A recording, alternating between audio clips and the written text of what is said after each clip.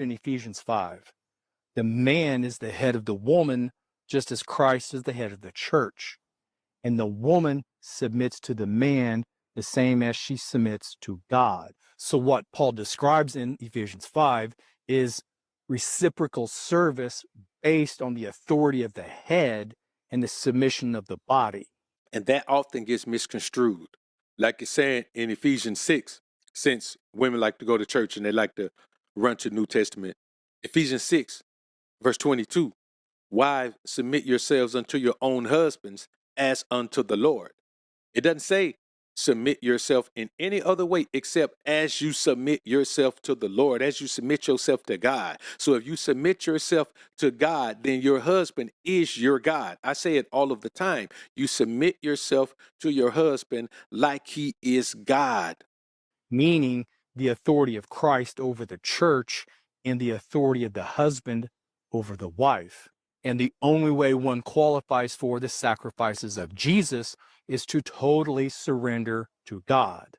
Likewise, for a wife to qualify for the husband's sacrifices is her godly submission to him. That's what Ephesians 5 actually says. So teaching masculine servitude without teaching feminine submission is teaching against the authority of Jesus Christ over the church. That is literally what John called the spirit of Antichrist. Any preacher, large church, small church, whatever, that teaches masculine servitude without also teaching feminine submission is the spirit of Antichrist. Now I'm going to be honest with you. I know a lot of you guys be talking about y'all don't do nothing, man. Y'all don't believe in God and y'all don't do any of that type of stuff. That's cool. But this ain't for you. What I'm telling you is this. Women always like to say something about, well, if a man don't go to church or if a man don't do this, and y'all know where I stand. Y'all know I'm a true Israelite. So, living Old Testament law and all of those things, that's what I base my spiritual stance on. But if you want to talk about the very scripture, the very book that these women go to, it tells them to submit to you.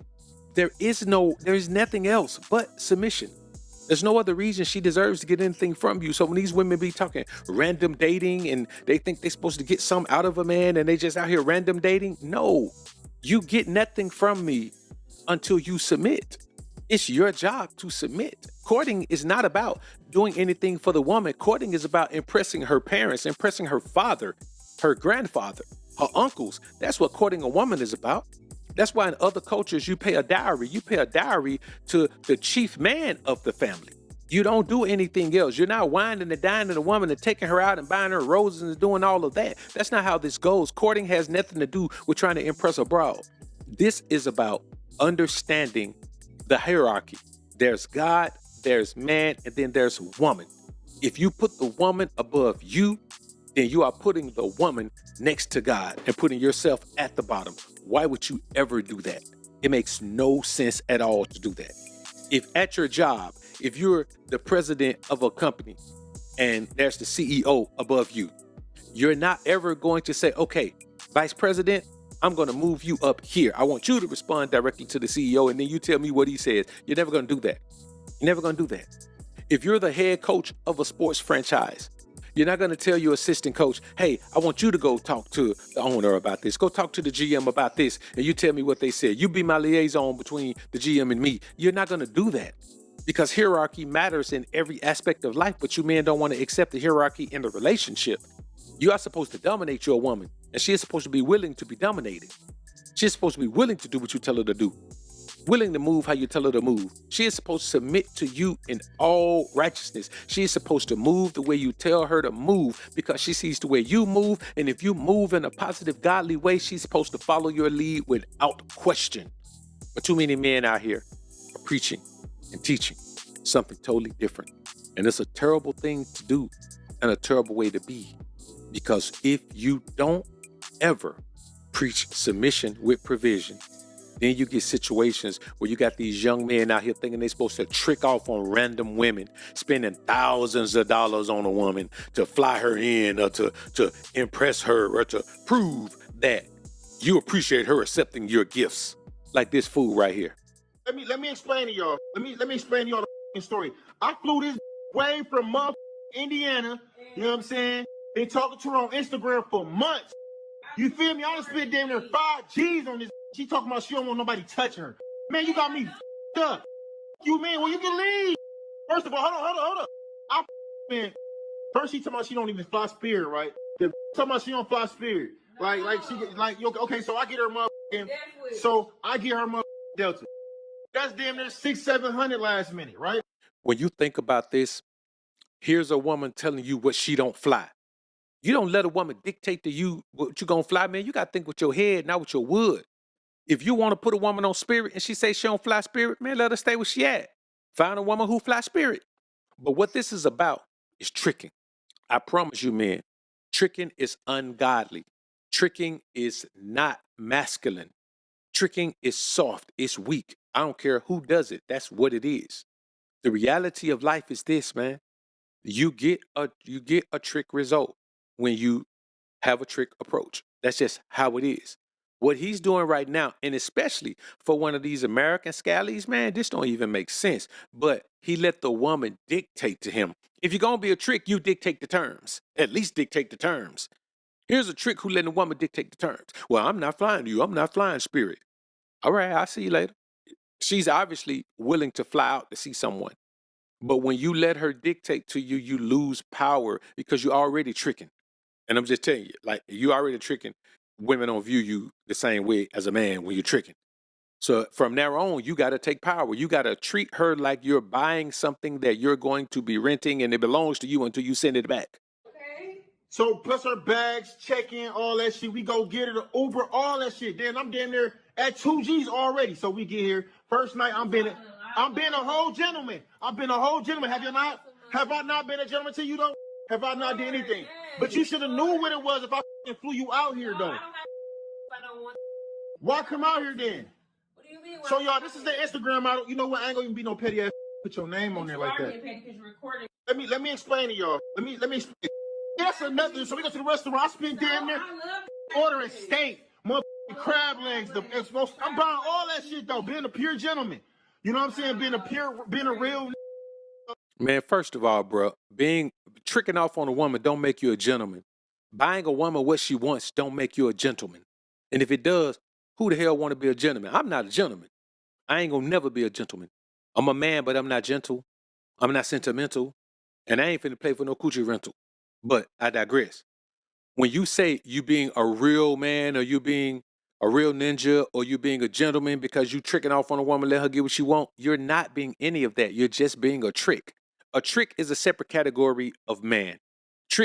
It goes over there by itself. It don't mean you're masculine. It don't mean you're cool. It don't mean you're fly. It don't mean you're nothing. It just means you're a trick. It doesn't attach to any other level of man that you are. You could be one of the coolest guys around, but if you're a trick goes over there. It doesn't take away from the fact that you're cool. You could be a gangster. Tricking don't take away from the fact that you gangster.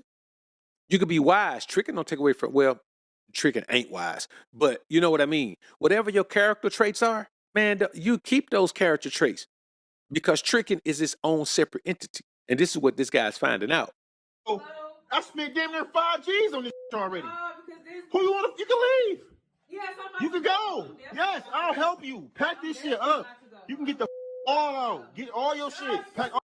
And you know, the craziest thing about this, man, is, man, this woman don't even look that good. You know what I mean? She ain't even all that, man. She okay a little bit, but she ain't even all that, man. And here's a guy who did all this flying her out and all that, man. Let me tell you something, bro. If a woman is willing to be flown out somewhere, then you must assume that she's been flown out before. And I'm gonna be honest with you, man. At a certain point in life as a man, you just develop to where your masculinity, the level of man you are is just above this. It's just above this. You know what I mean?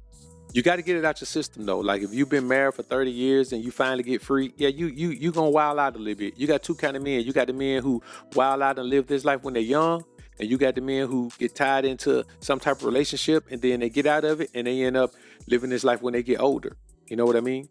So it's one of those things. CGA, sometimes people give CGA a hard time, man, for the way he living, man. I mean, he enjoying his life, but CGA was married for a long time too. And so coming out of that, it's only natural that you live the free agent lifestyle that CGA is living right now. Like, you got to get that. You got to remember what it's like to be free when you've been trapped for so long.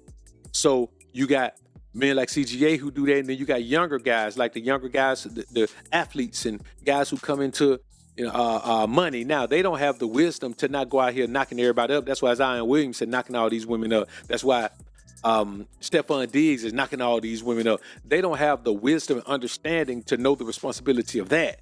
You know, a guy like BOA or CGA, we kind of know that. So we ain't, no matter how we go out there and live, we're not finna be coming back with a bunch of babies. We ain't coming back with no babies.